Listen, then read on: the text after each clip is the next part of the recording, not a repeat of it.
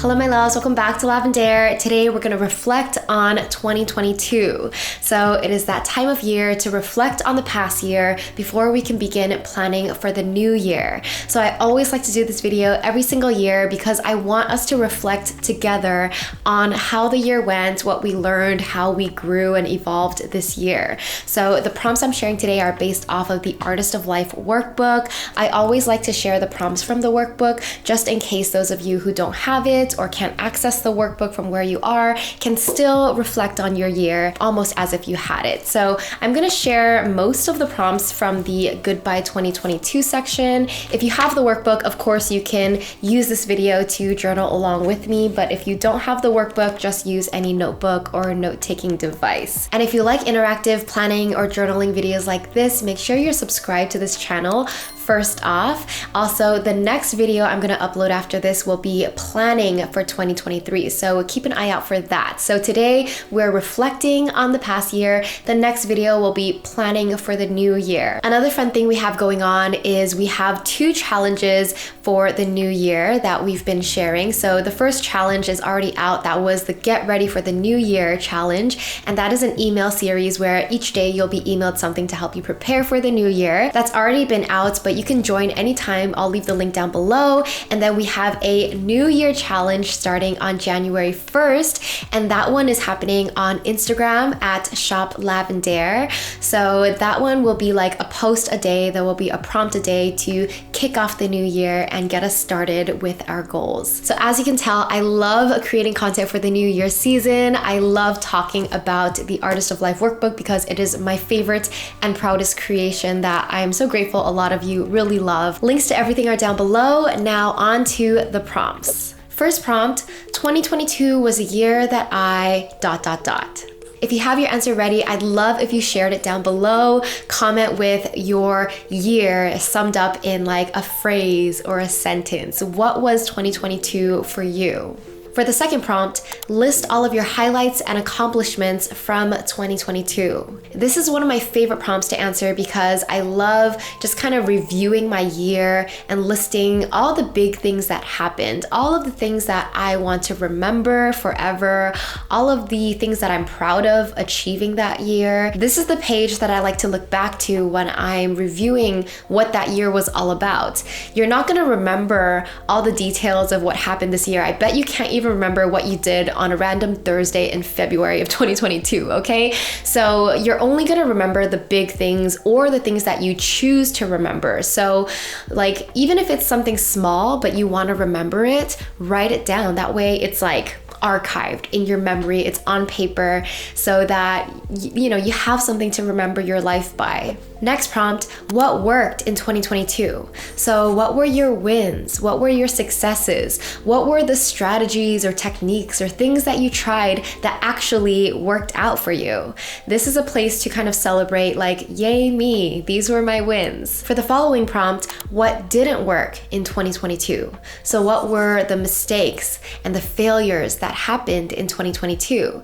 I feel like we learn more from our mistakes and failures than we do from our wins. So actually celebrate making mistakes, because if you failed or if you made mistakes this year, that means that you tried. It means that you put some effort and you put yourself out of your comfort zone maybe. So I feel like mistakes and failures are also things that we can celebrate, and there's so much we can learn. Prompt number 5, what did I learn in 2022?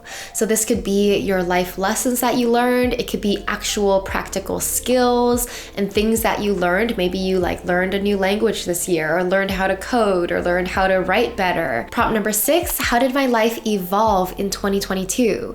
So how did you change throughout the course of the year? How did your life change this year?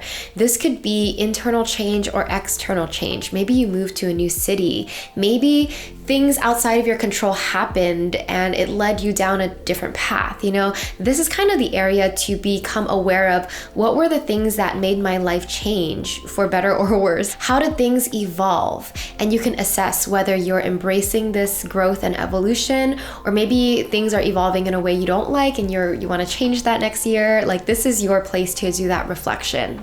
And then final prompt number 7, what about 2022 am I most grateful for? Here's your place to kind of list out all the things that you're grateful for from the year, the things that you're most grateful for.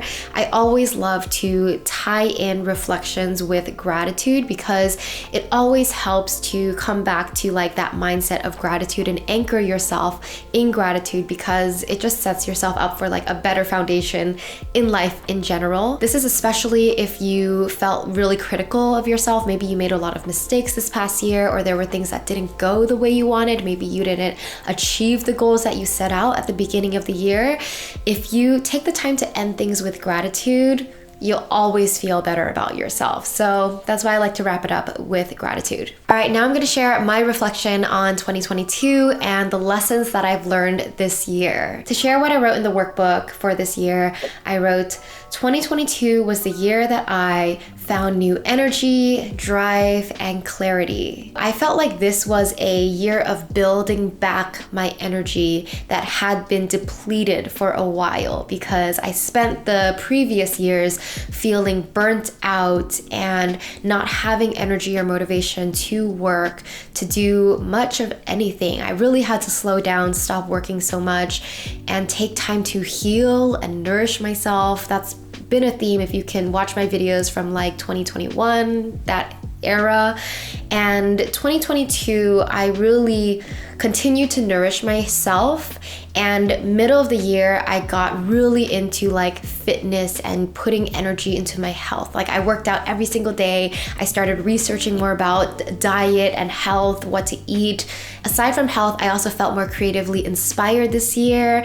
I felt more solid with like my team and the content that I was creating, and overall it was a good year. Although there were also a lot of mishaps and unfortunate things that happened this year, but overall, each year is a learning year. To share some highlights from 2022, this was the year that I brought back the Lavendaire Lifestyle podcast. We brought it back in video, so we now have a podcast YouTube, and we just opened a Instagram and TikTok account for the podcast. So my goal is to like continue growing the podcast with this long form content, because I love doing these interviews and learning from different guests. We've launched some new products on the shop, like the TBH deck, Bloom notebooks, the new workbook, of course, and our Joy Journal. On the back end with the Lavendaire team, there was new hiring, there was restructuring of the team this year. And finally, like I would say the past 3 or 4 months is when I really feel like, oh, the team feels more solid. The content team specifically feels extremely solid. Like I now have all the resources that I wanted 2 years ago. I looked back at 2020, I was like, this is my dream team. I need this person, this person, this person, this person. And now I have the people to fill those roles, and it's incredible, and I'm so grateful. I love my team. I feel like that's where I've really leveled up in my business and my life. I'm also so grateful that I got to travel more this year, especially internationally, because we weren't able to do that in previous years. So I went to Europe this summer. I did a couple smaller trips, like I went to Chicago for a conference. I spoke at a conference. That was the first time going to a conference and speaking in person for years, because everything's been remote. And as you guys are watching this video, I should be in Asia because I'm leaving this Friday. I can't wait for this Asia trip. My friend's getting married in Thailand, so we're going to Japan and then Thailand and then Malaysia and Singapore. So super excited for that. And on the personal end, the past 3 months, I've really been working on decluttering my house, like room by room, category by category, and it's an ongoing process, but I feel so much better now than I did, the middle of the year, because I just felt like too cluttered, too much of a mess. And now I just feel like, wow, I'm starting to get my life together finally. So that's like an internal thing. And I don't really feel like vlogging it, because that would make me think about, oh, how do I put the camera and frame the content? I was like, no, I just need to focus on decluttering for myself, not for the internet, not for work, for myself. So that's been my own personal project going on. All right, to wrap it up, I want to end this video sharing some lessons that I learned from this past year. The first lesson is to put your energy into what you can control. And also, there is power in laser focusing on one thing at a time versus trying to do all the things and balance all the things at the same time.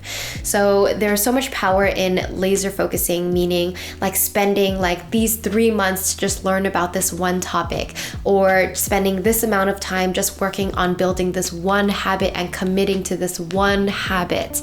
This is what I learned, is like there's so much power because all your energy gets focused onto this one thing that you can control. Like you have power over how much you learn, how much effort you put in, and that can really fuel your growth versus trying to, focus on things that are not in your control or focus on too many things at once. So really like simplify and laser focus. I found that I was so much more motivated and committed to my health and my fitness routine when I really went deep into watching all the YouTube videos about health and fitness and eating and exercise. And I really I just continued consuming and learning and going deep, and then focusing all my thoughts and energy on that thing in order for it to become ingrained into my brain, ingrained into my habits and my lifestyle, for it to finally be oh wow, I'm actually making a change. Because before, I didn't have that depth of knowledge and focus, so it would just be another thing on my to-do list, exercise, and it would be easy to be I don't feel like doing it today, because my brain wasn't focused on absolutely making that happen. The second thing I learned this year was how to delegate more and be a better leader. So I feel like I am a better leader. I have just things are flowing easier as a leader in my business now compared to last year or the year before. In previous years, it all just felt messier.